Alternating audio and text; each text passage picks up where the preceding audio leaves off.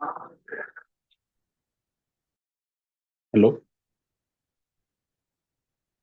Hello.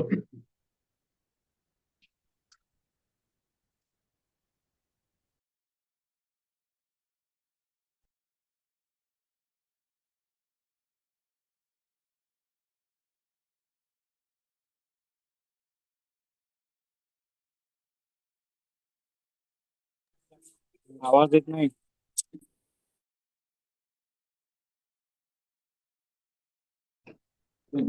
हो येतोय. Share करताय स्क्रीन, 2 मिनिटं थांबा. आवड साहेब तुम्हाला होस्ट केलेलं आहे.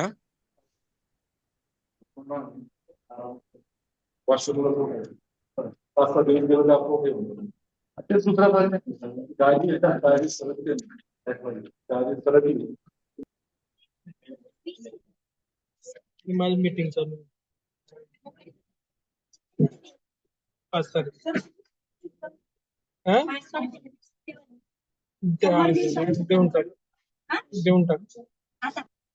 देऊन टाका केव्हाही द्या, परवा दिलं तर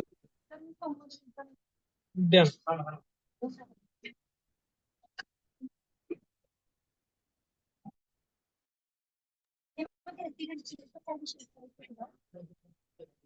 आवाज येत नाहीये. हॅलो, आवाज येतोय? हा येतोय आवाज. हा बोला सर.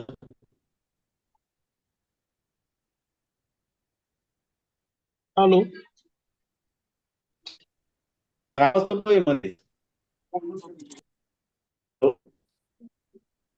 आवाज क्लिअर येत नाही. आवाज येतो आहे.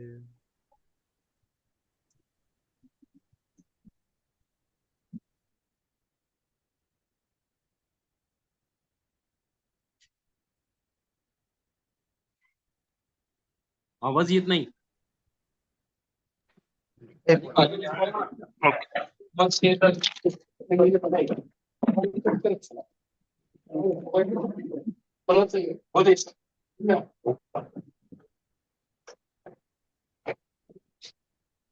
हॅलो, नमस्कार सर्वांना. आवाज येतोय का? हो, येतोय. Hello sir. हो. ओके.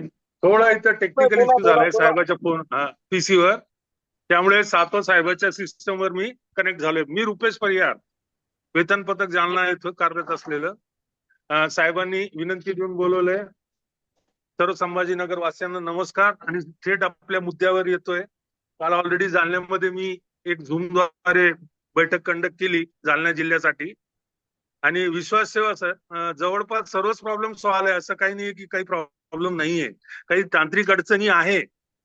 आणि ते आता आव्हाड साहेबांमार्फत सुद्धा आम्ही संचालक कार्यालय पुण्याला आम्ही कळवण्याचा प्रयत्न करू, आजच करू, जेणेकरून आपल्याला जी राहिलेली अडी अडचणी आहे ते आपल्याला सॉल्व्ह करता येईल. ठीक आहे?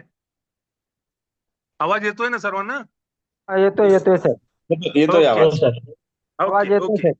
ठीक आहे सर. आता सर्वात महत्वाचा एक जे प्रश्न आहे सर, की शाला 2.0 मध्ये जे आपल्याला देयके ऑनलाईन करायची आहे, हे देयके नाहीये.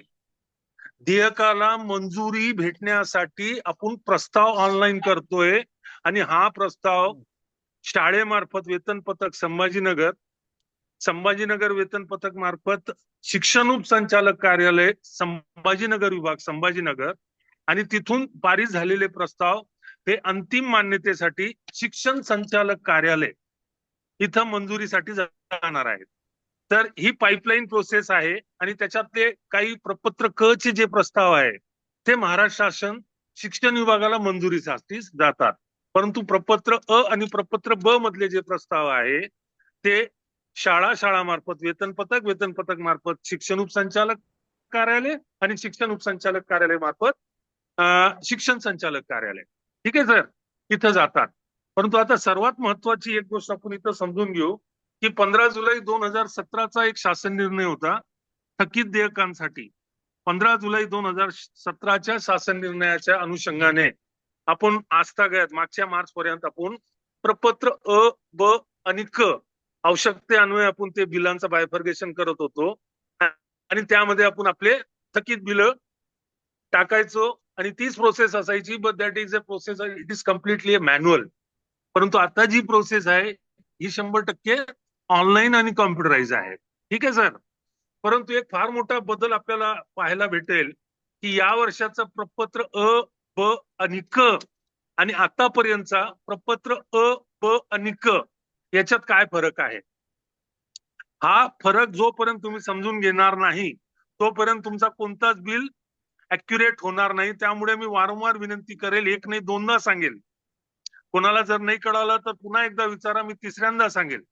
पण 3 वेळेमध्ये तरी किमान सर्वांनी समजून घेणं आवश्यक आहे, अशी मी एक अपेक्षा ठेवतो, जेणेकरून संभाजीनगर जिल्ह्यातील एकही कर्मचाऱ्याचं बिल थकीत राहता कामा नाही, कोणताही बिल रिजेक्ट होता कामा नाही आणि बिल रिजेक्ट होणार नाही याची हमी मी घेतो. फक्त प्रोसेस कशी आहे ते समजून घ्या. आवश्यक कागदपत्र आपल्याला कोणते जोडणं अपेक्षित आहे तेही मी समजून सांगतो तुम्हाला. ठीक आहे सर. हॅलो. ठीक आहे हो ठीक आहे. हा ओके. हा, तर सर्वात अगोदर आपण आतापर्यंतचा जो प्रपत्र अ ब क जी व्याख्या होती ती अशी होती की प्रपत्र अ म्हणजे हेच असं ग्राह्य धरा की मागचा मार्च म्हणजे मार्च 24, असं ग्राह्य धरा की मी तुम्हाला मार्च 24च्या बद्दल सांगतोय आता. पूर्वीचा म्हणजे मार्च 24चे जे थकीत देयके पारित झालेले त्यावेळेस प्रपत्र अ म्हणजे मागचा आर्थिक वर्ष, मागच्या आर्थिक वर्षाचे जे थकीत बिल असेल ते आपले प्रपत्र अ मध्ये असायचे आणि प्रपत्र ब म्हणजे मागचा आर्थिक वर्ष सोडून तिथून मागचे 6 वर्ष. जसं मागच्या वर्षी मार्च 24 मध्ये मार्च 23 ते फेब्रुवारी 24 पर्यंतचे जे बिल होते ते प्रपत्र मार्च 22 ते मार्च 23 पर्यंतचे बिल जे होते ते प्रपत्र अ मध्ये आले आणि फेब्रुवारी 16 पासून तर मार्च फेब्रुवारी 23 पर्यंतचे 22 पर्यंतचे बिल 6 वर्ष हे प्रपत्र ब मध्ये आले आणि तत्पूर्वीचे 1 वर्ष 6 वर्ष म्हणजे एकूण 7 वर्ष झाले. त्यापेक्षाही जास्त जुन्या कालावधीचे जर बिल असतील तर ते प्रपत्र क मध्ये येत असतात. बरोबर आहे. यास कोणीतरी रिप्लाय द्या सर. हॅलो. बरोबर आहे सर. बरोबर आहे. ओके. येस हे सर आपली बरोबर आहे सर. प्रचलित पद्धती. हा, ही आपली प्रचलित पद्धती होती जुलै 17 पासून तर आतापर्यंत मागच्या मार्च पर्यंत. परंतु या वर्षी हेच प्रपत्र अ, प्रपत्र ब आणि प्रपत्र क ची व्याख्या कशी बदलली हे समजून घ्या सर. एक एक्झाम्पल घेतो सर तुम्हाला की समजा एक शिक्षण सेवक अल्पसंख्याक शाळेमध्ये एक शिक्षण सेवक म्हणून लागला असेल. त्याला शिक्षणाधिकारी माध्यमिक औरंगाबाद यांनी डिसेंबर 2023 मध्ये मान्यता दिली असेल. माझा प्रश्न समजून घ्या बरं का. तर आपल्याला अगोदरचा प्रपत्र अ ब क आणि आताचा प्रपत्र अ ब क याच्यातला फरक समजेल. समजा डिसेंबर मध्ये 12 डिसेंबर 2023 ला शिक्षणाधिकारी माध्यमिक संभाजीनगर यांनी एक अल्पसंख्याक शाळेमध्ये एक शिक्षण सेवक म्हणून मान्यता दिली असेल. मान्यताची तारीख आली सर 12 डिसेंबर 2023. तारखेवर लक्ष द्या बरं का. 12 डिसेंबर 2023 ही प्रशासकीय मान्यता आहे आणि त्याचा आउटवर्ड नंबर समजा माध्यमिक औरंगाबादचा 890 असेल. 12 डिसेंबर 2023 तारीख आहे 890 असं ग्राह्य धरा. एक एक्झाम्पल घेतोय आपण. परंतु ती मान्यता माध्यमिक शिक्षणाधिकारी यांनी जून 2020 पासून शिक्षण सेवक म्हणून दिलेली आहे. समजा 20 जून 2020 पासून शिक्षण सेवक म्हणून त्यांना मान्यता देण्यात येत आहे आणि ती प्रशासकीय मान्यता आहे 12 डिसेंबर 2023 ज्याचा जावक क्रमांक 890 आहे. आता लक्षात घ्या सर, जुन्या पद्धतीने जर आपण पाहायला गेलो तर मागच्या वर्षाचा प्रपत्र मध्ये येईल. बरोबर आहे. मार्च 23 ते फेब्रुवारी 24 पर्यंतचा त्याचा आणि अगोदरचा प्रपत्र ब मध्ये येईल. बरोबर आहे सर. परंतु यावर्षी त्याच्यात बदल कसा झाला ते लक्षात घ्या सर. प्रशासकीय मान्यता ज्या तारखेला शिक्षणाधिकारीने दिली प्रशासकीय मान्यता, ती प्रशासकीय मान्यता कोणत्या प्रपत्रामध्ये मोडती. प्रपत्र अ मध्ये मोडती का प्रपत्र ब मध्ये मोडते का प्रपत्र क मध्ये मोडते. आता 12 डिसेंबर 2023 आता आपण जे देयके ऑनलाईन करणार आहोत त्या अनुषंगाने ती तारीख प्रपत्र अ मध्ये पडते. बरोबर आहे सर. बरोबर हो सर. हा, तर आणि त्याला मान्यता दिलेली आहे साहेबांनी समजा 15 जून 2020 पासून. तर 15 जून 2020 ते मागच्या वर्षापर्यंत फेब्रुवारी 2024 पर्यंत त्याचा जो नियमित वेतन आहे त्याचा जो नियमित वेतन आहे प्रशासकीय मान्यता त्याची 12 डिसेंबर 2023 या तारखेला दिली असल्या कारणाने ती तारीख प्रपत्र अ मध्ये मोडते. ती तारीख प्रपत्र अ मध्ये मोडत असल्या कारणाने त्याचा पूर्ण फरक प्रपत्र ब मध्ये न टाकता पूर्ण फरक त्याचा प्रपत्र अ मध्ये येणार आहे. लक्षात आलं मी काय म्हटलंय? हो सर. प्रशासकीय मान्यतेवर इष्टिगत राहायचंय. प्रशासकीय मान्यता अ मध्ये मोडती का ब मध्ये मोडती का क मध्ये मोडती? जर ती प्रशासकीय मान्यता अ मध्ये मोडत असेल तर त्याचा पूर्ण थकीत किंवा नियमित त्याचा मागचा वेतन हा प्रपत्र अ मध्ये येईल. आणि समजा एखादा प्रस्ताव असेल ज्याची मान्यता 2021 ची असेल प्रशासकीय मान्यता, परंतु काही कारणास्तव तांत्रिक बाबी असतील, काही इतर कारण असेल की त्याचा शालामध्ये आतापर्यंत नाव समावेश झाला नाही परंतु आता समावेश झालाय, परंतु त्याची प्रशासकीय मान्यता 2021 ची आहे, तर 2021 आज तारखेला प्रपत्र ब मध्ये मोडतो, तर त्याचा तो नियमित वेतनाचा जो फरक आहे तो प्रपत्र ब मध्ये मोडेल.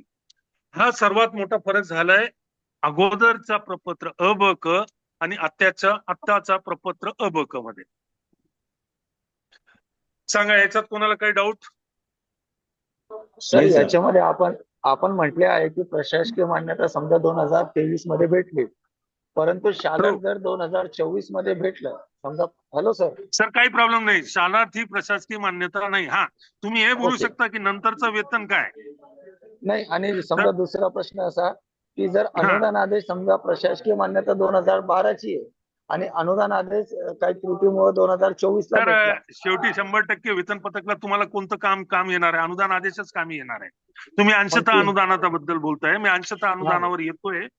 हे मी एक एक्झाम्पल दिलंय फक्त प्रपत्र अ ब क बद्दल. ओके, ते आत्ताचा समजलं प्रपत्र सर. अ ब क कळालं का सर्वांना? हे हो म्हणतोय सर. मी. हो. जर आत्ताचा प्रपत्र अ ब क समजलं असेल तर तुमचं 70% काम झालंय सर.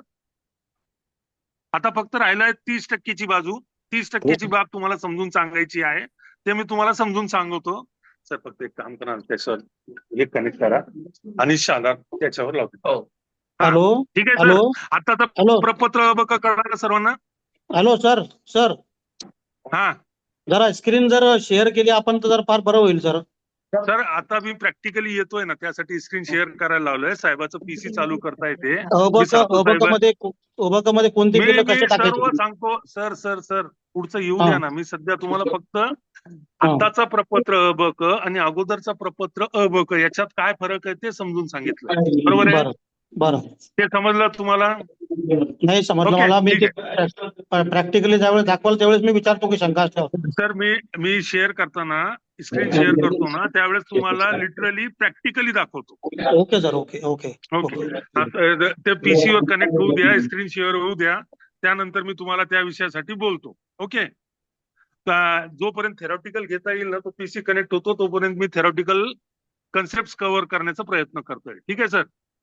यावर्षी सर्वात महत्वाचा आणि सर्वात मोठा समजा वेतन पथक माध्यमिक संभाजीनगर येथे एक लेखाशीर्ष आपण ग्राह्य धरू, जो जिल्ह्यामध्ये सर्वात मोठा असतो, 442 लेखाशीर्ष.